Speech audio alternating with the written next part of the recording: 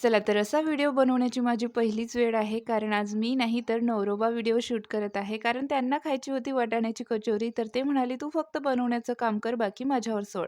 म्हटलं चला. तर सुरुवातीला ना वाटाण्याचे मी दाणे काढून घेतले आणि हे थोडेसे बारीक केले. सोबतच लसूण, अद्रक, मिरचीसुद्धा बारीक करून घेतली. सोबतच धने, जिरा आणि शोपसुद्धा बारीक केली. इकडे 2 वाटी मैदा घेऊन त्यामध्ये 3 चमचे तेल घातलं आणि छान याची कणिक मळून घेतली. नंतर कढईमध्ये तेल घालून थोडीशी मोहरी घातली, बारीक केलेला ठेचा घातला, तयार केलेला मसाला आणि 2 चमचे बेसन घालून छान हे परतून घेतलं. नंतर त्यामध्ये लाल तिखट, गरम मसाला, हळद, चवीपुरतं मीठ घातलं आणि बारीक केलेले वाटाणे घातले आणि छान याचं कचोरीचं मिश्रण बनवून घेतलं. नंतर इकडे तयार केलेली जी आपली कणिक होती त्यातला एक गोळा घेतला आणि मस्त छान याची छोटी अशी पुरी बनवली आणि त्यामध्ये तयार केलेलं मिश्रण घातलं आणि कचोरी बनवून घेतली.